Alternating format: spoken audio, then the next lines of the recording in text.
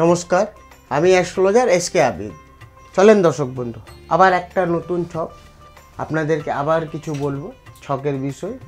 যেহেতু আমরা আগে যে কোনো ছক দেখি সব থেকে আগে নাম্বার, কেন সংখ্যা তত্ত্বর মধ্যে আগে আমরা নাম্বার দেখি।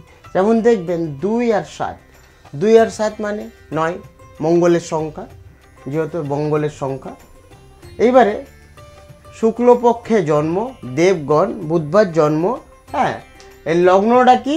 লগ্নটা হচ্ছে মকর লগ্ন, মানে শনির জাতক। নেক্সট ইয়ার একটা জিনিস আর বলে দিই আপনাদেরকে, যারা বুধের জাতক, যারা শুক্রর জাতক, যারা মেনলি শনি মকর আর কুম্ভ লগ্নর জাতক বা জাতিকারা, নেক্সট বছর শনির বছর, নেক্সট বছর কিন্তু আপনাদের খুব ভালো যাবে। নেক্সট বছর শনির বছর।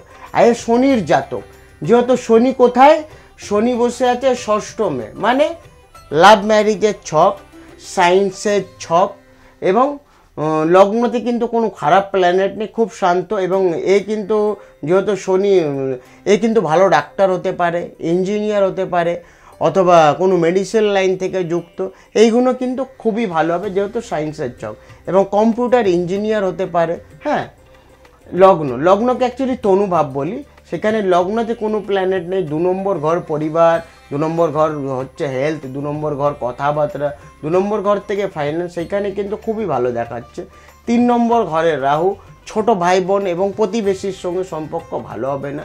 4th হাউস, 4 নম্বর ঘর হচ্ছে মার বাস্তু। সেই মার বাস্তুর ঘর কিন্তু মেষ রাশির ঘর, মঙ্গলের ঘর। মঙ্গল সব থেকে আগে এফেক্ট করে রক্ত, ব্লাড, মানে এর কোনো মায়ের দিকটা দেখাচ্ছে, সুগার, ব্লাড প্রেশার, অথবা কোনো গাঁটের সমস্যা। বাড়ির বাস্তু ভালো থাকবে না।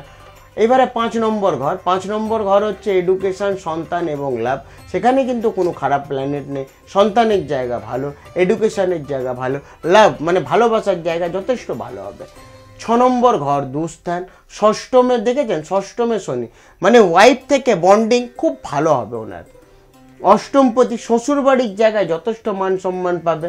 কিন্তু আবার 9 নম্বর ঘর, 9 নম্বর ঘর রবি বুধ বোধাদিত্য যোগ, 9 নম্বর ঘর ভাগ্যর ঘর।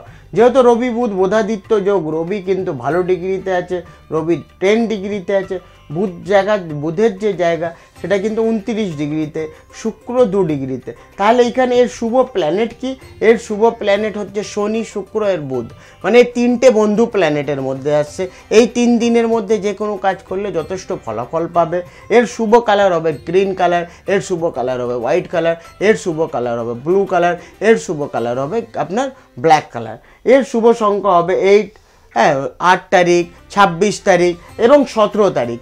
সংখ্যায় যোগ করবেন যাতে 8+ হোক। হ্যাঁ, 1। অন্য কথা, যেহেতু 9 নম্বর ঘর, 9 নম্বর ঘরে রবি বুধ বোধাদিত্য যোগ, রবি শুক্র দারিদ্র যোগ। দারিদ্র যোগ মানে কি? এর বাবার জায়গাটা, এর বাবার সঙ্গে বন্ডিং ভালো থাকবে না, বাবার জায়গা থেকে কোনো হেল্প পাবে না।